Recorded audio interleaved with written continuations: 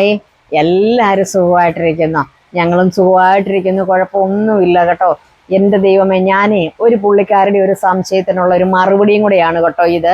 അപ്പൊ അവരത് കാണുന്നുണ്ടെങ്കിൽ നിങ്ങൾക്കുള്ള മറുപടിയാണെന്നൊന്ന് മനസ്സിലാക്കിക്കോണം കേട്ടോ. അപ്പൊ ഈ പുള്ളിക്കാരി കുറേ ദിവസമായിട്ട് ഞാൻ ഏത് വീഡിയോ ഇട്ടാലും പറയും, ചേച്ചി എൻ്റെ മെസ്സേജ് ഒന്ന് കാണുക, എൻ്റെ മെസ്സേജ് ഒന്ന് വായിക്കുക, എന്നിട്ട് എനിക്കൊരു മറുപടി താ പ്ലീസ് എന്നും പറഞ്ഞുകൊണ്ടെല്ലാം പുള്ളിക്കാരി ഇട്ടു. പക്ഷെ ഇന്നലെ ഞാൻ യാദൃശ്യമായിട്ട് ഇൻസ്റ്റയിൽ കയറിയപ്പോഴും ഈ പുള്ളിക്കാരി എൻ്റെ ഇൻസ്റ്റ ഐ ഡി തപ്പിയെടുത്ത് ഈ പുള്ളിക്കാരി എനിക്ക് അതിലും മെസ്സേജ് ഇട്ടിട്ടുണ്ട്. ഇത്രയാണ് പുള്ളിക്കാരി ഇട്ടേക്കുന്ന മെസ്സേജ്: ചേച്ചി, ഞങ്ങൾക്ക് വീട്ടിൽ ഒരു സമാധാനവും ഇല്ല, മറ്റു സാമ്പത്തിക പ്രശ്നങ്ങളൊന്നുമില്ല, ഹസ്ബൻഡിന് ജോലിയുണ്ട്, പുള്ളിക്കാരിക്ക് ജോലിയുണ്ട്, മക്കൾ രണ്ടുപേരും പഠിക്കുന്നു, നല്ല രീതിയിൽ പഠിക്കുന്ന പിള്ളേരാണെന്ന് പറഞ്ഞു. പിന്നെ ഇതിൻ്റെ അകത്തൊരു പ്രശ്നം എന്നാണെന്ന് ചോദിച്ചാൽ, ഞങ്ങൾക്ക് സാലറി കിട്ടി വീട്ടിലേക്ക് വന്നു കഴിഞ്ഞാൽ ഒരു 2-3 ദിവസത്തിനകം കയ്യിലെ കംപ്ലീറ്റ് കാശും തീരും. ഏത് വഴി പോകുന്നതെന്ന് അറിയത്തില്ല. അപ്പോൾ ഓരോ മാസവും വിചാരിക്കും അടുത്ത മാസം ഇന്ന കാര്യം ചെയ്യണം എന്നൊക്കെ മനസ്സിൽ അടുക്കും ചിട്ടയോട് കൂടി ഇങ്ങനെ വെക്കും, ഇന്നത് ചെയ്യാം ഇന്നെ. പക്ഷെ ഇത് മാത്രമേ ഉള്ളൂ, പ്ലാനേ ഉള്ളൂ. പക്ഷേങ്കിൽ നടപടികളൊന്നും നടക്കുന്നില്ലെന്ന് പറഞ്ഞു. അപ്പം പറഞ്ഞു അവരൊരു വീടൊന്ന് പുതുക്കി പണിയണമെന്ന് ഓർത്തിട്ട് നാളുകൾ കുറേയായി, പക്ഷെ ഒന്നും നടക്കുന്നില്ലെന്ന് പറഞ്ഞു. അപ്പം പിന്നെ ഇവർ രണ്ടുപേരും കൂടെ ഒന്നിച്ചങ്ങ് തീരുമാനിച്ചു, അപ്പോൾ ഒരു ഹൗസിംഗ് ലോണിന് അപേക്ഷ കൊടുക്കാം, എന്നിട്ട് ലോൺ എടുത്ത് നമുക്ക് പണിയാം, അപ്പോൾ സാലറിന്ന് കട്ടായി പോകുമല്ലോ. പക്ഷേ അന്നേരം പുള്ളിക്കാരി പറയാം, അതെല്ലാം പ്ലാൻ ചെയ്തു, ലോൺ പാസ്സാകുകയും ചെയ്തു, പക്ഷെ എടുക്കാനായിട്ടൊരു പേടി. എന്താന്ന് ചോദിച്ചാൽ, ഇത് എന്ത് കാണിച്ചെന്ന് പറഞ്ഞാലും നമ്മൾ ഉദ്ദേശിക്കുന്ന കാര്യം നടക്കത്തില്ലെന്ന് പറഞ്ഞു.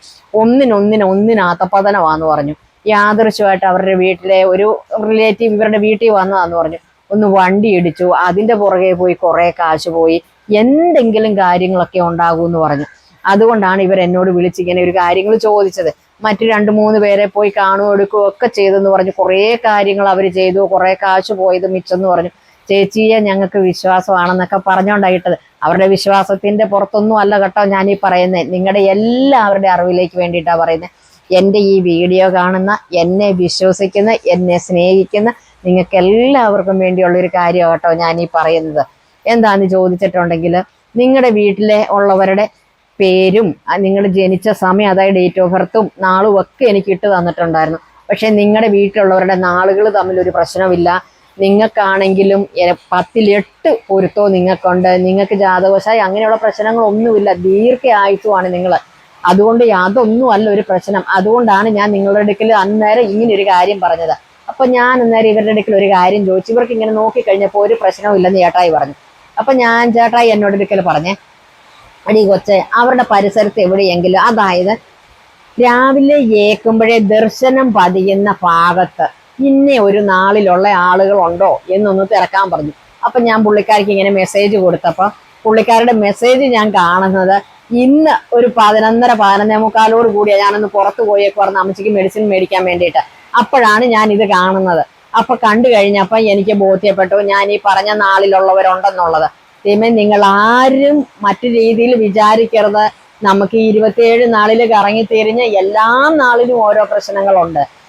ഒരു നാളിനും പ്രശ്നമില്ലാത്തതില്ല. ഈ പറയപ്പെടുന്ന നാള് എൻ്റെ വീട്ടില് എൻ്റെ ആങ്ങളയുടെ മകനുണ്ട്, അതുപോലെ തന്നെ എൻ്റെ ചേച്ചിയുടെ ഒരു മകൾക്കുണ്ട്, ഞങ്ങളുടെ വീട്ടിൽ കല്യാണം കഴിച്ചു വന്ന ഒരു പുള്ളിക്കാരിക്ക്, അതായത് എൻ്റെ നാത്തൂന് ഈ നാളുണ്ട് എന്നും പറഞ്ഞ് ഈ നാള് മോശമാണെന്നൊന്നുമല്ല ഞാൻ പറയുന്നത്. പക്ഷെ ഒരു ചെറിയൊരു പ്രശ്നമുണ്ട്, അതാണ് അതിൻ്റെതായ ഒരു പ്രശ്നം വന്നേക്കുന്നത്. അതുകൊണ്ടുണ്ടായിരുന്ന ഒരു പ്രശ്നമാണ്. അതേതാന്ന് ഞാൻ പറയാം.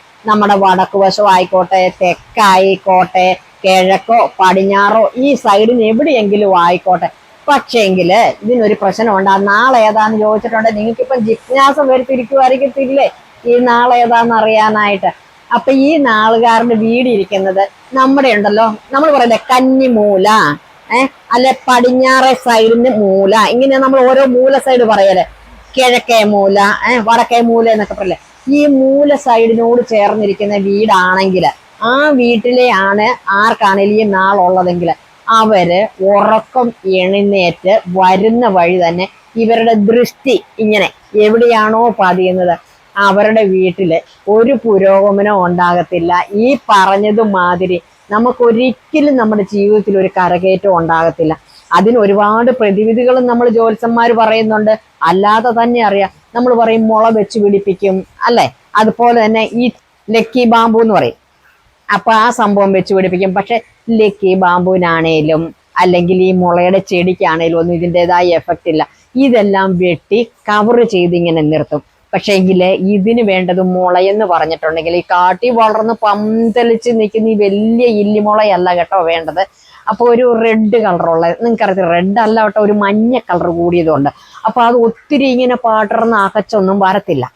അതിങ്ങനെ ഒരു കുറച്ചിങ്ങനെ പൊങ്ങും. അതായത് നമ്മളെ കഴിഞ്ഞും ഒരാൾ രണ്ടാൾ പൊക്കത്തിൽ ഇത് വളർന്നിരിക്കണം. അല്ലാതെ ഇത് ഈ നാളുകാരുണ്ടെന്ന് പറഞ്ഞ് നമ്മൾ അവിടെ കൊണ്ടുപോയി ആ മുള വെച്ചു, ഇവിടെ കൊണ്ടുപോയി ലക്കി ബാമ്പു വെച്ചു, അല്ലെങ്കിൽ ചെടിമുള വെച്ചെന്നൊന്നും പറഞ്ഞിട്ട് ഒരു കാര്യവുമില്ല. ഇവരുടെ ഈ ദൃഷ്ടി ഏകദേശം പതിയുന്ന ആ ഒരു ഭാഗത്തെ മൂല, ഏത് മൂല സൈഡ് ആയിക്കോട്ടെ, കിഴക്കേ മൂല ആയിക്കോട്ടെ, വടക്കേ അതായിക്കോട്ടെ, കന്നിമൂല ആയിക്കോട്ടെ, എവിടെ ആയിക്കോട്ടെ, ആ മൂല സൈഡിന് ഇത് വെക്കുന്നതുകൊണ്ട് ഒരു ദോഷവും ഇല്ല. അപ്പൊ ആ ഒരു മൂല കണക്കാക്കി ഈ നാളുകാരുടെ വീടിന്റെ സൈഡ് നോക്കിയിട്ടും നമ്മുടെ വീടിന്റെ മൂല നോക്കിയിട്ടും മനസ്സിലാകുന്നുണ്ടല്ലോ. ഈ മുള കൊണ്ടുവന്ന് വെക്കുക. ഇത് വലിയ ആർത്ത് പിടിച്ചൊന്നും വരില്ല. ഒരു മഞ്ഞ കളറാണിത്. നഴ്സറിയിലൊക്കെ മേടിക്കാൻ കിട്ടും. ഇത് നിങ്ങൾ വെട്ടിക്കളയാനും നിൽക്കരുത്. ഇത് ഒരാൾ പൊക്കമല്ല, രണ്ടാൾ പൊക്കത്തിന് മേളിൽ വളർന്നോട്ടെ. അതായത് നമ്മുടെ വീടിന്റെ ടോപ്പിൽ വരെ നിൽക്കത്തക്ക രീതിയിൽ വേണം. അപ്പൊ ഇവരുടെ ദൃഷ്ടി എന്തോട്ട് വരുന്നതും നമ്മുടെ വീടിനെയോ നമ്മളെയോ ബാധിക്കുന്നതായിരിക്കത്തില്ല.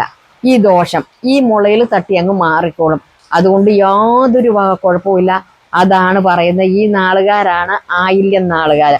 അവരുടെ നാളിനൊരു ഇച്ചിരി ഒരു കടുംപെട്ടാകട്ടോ. എന്നാന്ന് ചോദിച്ചിട്ടുണ്ടെങ്കിൽ അവർക്ക് മൃഗം എന്ന് പറഞ്ഞാൽ ആൺപൂച്ചയാണ്. അറിയാലോ, ആൺപൂച്ചയ്ക്ക് ശൗര്യം കൂടിയുമ്പോഴത്തെ ആ കരച്ചിലും ഇങ്ങനെ ഇരിക്കുന്ന ആ ഒരു ബഹളവും അത് ഒന്നും വിട്ടുകൊടുക്കത്തില്ല ആൺപൂച്ച. അവർക്ക് ശൗര്യം കൂടുതലാണ്. കാരണം എന്ന് പറഞ്ഞ ഒരു കാര്യം പറയാം, അവർക്ക് കുശുമ്പും കുന്നായ്മയൊക്കെ ഈ ആൺപൂച്ചയ്ക്ക് ഇച്ചിരി കൂടുതലാണ്. അവർക്കൊരു നല്ല ഭക്ഷണം കിട്ടിയിട്ടുണ്ടോ മറ്റുള്ളത് നിങ്ങളെ ഓടിച്ചിട്ട് ഇതുങ്ങൾ തിന്ന് വയറ് നിറഞ്ഞതിന് ശേഷം മറ്റുള്ളവർക്ക്. ആ സമയത്ത് പെൺപൂച്ച അങ്ങനെയല്ല.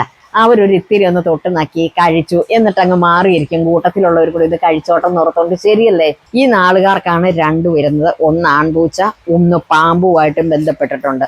അതാണ് പറഞ്ഞത്. ഇവർ നോക്കിക്കഴിഞ്ഞിട്ടുണ്ട്, ഇവരോട് കാര്യം പറയുമ്പോൾ അവരുടെ സർപ്പദൃഷ്ടിയാന്ന് പറയും. അത് പതിയുന്നത് നമ്മൾ അന്യം നിന്ന് പോകുമെന്ന് പറയും. അത് വളരെ നമുക്കെല്ലാവർക്കും കറക്റ്റായിട്ടുള്ള ഒരു കാര്യമാണ്. എൻ്റെ ചേച്ചിയുടേന്നും ആങ്ങളുടേന്നും വ്യക്തമായിട്ട് തിരിച്ചു പറയുന്നില്ല. കെട്ടിക്കൊണ്ട് പോയ വീട്ടിലെ പെൺകൊച്ച് അവിടെ ചെന്ന് നാളെ ഇന്നതാന്ന് അറിഞ്ഞപ്പോഴത്തേനും അവരവിടെ ഇതുപോലെ ഇല്ലി വെച്ച് പിടിപ്പിച്ചു എന്നൊക്കെ ഞങ്ങളോട് ഇങ്ങനെ പറഞ്ഞു. നമുക്ക് അതിൻ്റെ ഒന്നും ഒരു പ്രശ്നവും ഇല്ല. എന്നാന്ന് ചോദിച്ചാൽ ഓരോരുത്തർക്കും ഓരോ വിശ്വാസങ്ങളാണ്. ഇങ്ങനെ പ്രശ്നമുണ്ടെങ്കിൽ അങ്ങനെ തന്നെ ചെയ്യണം. അപ്പൊ ഞാൻ നിങ്ങളോട് പറയുവാണ്, നിങ്ങൾക്ക് ഇങ്ങനെ ഒരു പ്രശ്നം ഉണ്ടെങ്കിൽ ഉറപ്പായിട്ടും ഞാൻ ഈ പറഞ്ഞത് പോണക്ക് ലക്കി ബാമ്പു മേടിച്ച് വെക്കാൻ നിൽക്കരുത്. ചെടി ഇല്ലിമുള മേടിച്ച് വെക്കാൻ നിൽക്കരുത്. ഇച്ചിരി പൊങ്ങി നമ്മുടെ തലയ്ക്ക് മുകളിൽ പോകുന്നത് വേണം കേട്ടോ വെക്കാനായിട്ട്. അപ്പൊ ഈ ദോഷങ്ങളെല്ലാം മാറിപ്പോവും. അല്ലാതെ 100 പോയി ജ്യോത്സ്യന്മാരെ കണ്ടിട്ട് കാശ് കൊണ്ട് കൊടുക്കാനായിട്ടൊന്നും നിൽക്കണ്ട കേട്ടോ. നിസ്സാര കാര്യങ്ങളാണ് ഇതൊക്കെ. നിസ്സാര പ്രശ്നത്തിൽ പോയിക്കോളും. അപ്പൊ നിങ്ങൾക്ക് പുതിയതായിട്ട് വീട് പണിയാൻ പറ്റും. എല്ലാത്തിനും ഒരടുക്കും ചിട്ടയും വന്നോളും കേട്ടോ. നിങ്ങൾക്കെന്നല്ല, ഇങ്ങനെ പ്രശ്നമുള്ള എല്ലാവരുടെയും കാര്യമാണ് ഞാൻ പറയുന്നത്. പലരും പറയുന്ന ഒരു അഭിപ്രായം, ചേച്ചി എന്തോരം കൊണ്ടുവന്നാലും നമുക്ക് കയ്യിൽ നിൽക്കത്തില്ല. അതിനൊരു മാർഗം എന്താ ചേച്ചി എന്ന്. അപ്പൊ ആരോടും അയൽവാസികളോട് നമുക്ക് ആയില്യനാളാന്നും പറഞ്ഞുകൊണ്ട് അവരോട് മാറിപ്പോകാൻ പറയാൻ പറ്റുമോ? അവർ പറഞ്ഞിട്ടാണോ അവർക്ക് ആയില്യനാൾ ഉണ്ടായത്? ഒന്നുമല്ല, എല്ലാ നാളും പെടും. ഞാൻ പറഞ്ഞില്ല, എൻ്റെ വീട്ടിൽ 3 പേർക്കുണ്ട് ഈ നാള്. അതുകൊണ്ട് അതൊന്നും ഒരു കുഴപ്പമില്ല. ഈ ആയില്യനാൾ അയൽദോഷിയാന്നേ ഉള്ളൂ. വന്നു കയറുന്ന വീട്ടിലുണ്ടല്ലോ പൊടി പൂരവ. ശുക്രൻ അവർ വന്നു കയറുന്ന വീട്. അതുകൊണ്ട് അവരെ മാറ്റി ഒന്നും നിർത്തണ്ട കേട്ടോ. അപ്പൊ ഇവര് ഏക്കുമ്പോ ഇങ്ങനെ നോക്കുമ്പോഴത്തെ ആ ഒരു ദൃഷ്ടി പതിയുന്നതിൻ്റെയാണ് നമ്മൾ പറയില്ല സർപ്പദൃഷ്ടി എന്ന് പറഞ്ഞുകൊണ്ട് അത് പതിയുന്നിടത്തുണ്ടാകുന്ന വിഷയങ്ങളാകട്ടോ. പിന്നെ നിങ്ങൾക്ക് എന്തെങ്കിലും ഇനി ഇതിനെക്കുറിച്ച് സംശയങ്ങൾ ഉണ്ടെങ്കിൽ കമന്റ് ബോക്സിൽ വന്ന് കമന്റ് ചെയ്യാൻ മറക്കല്ലേ. മറ്റൊരു വീഡിയോയിലും മറ്റൊരു ദിവസം വീണ്ടും കാണാൻ. Tata bye bye. ഓക്കെ.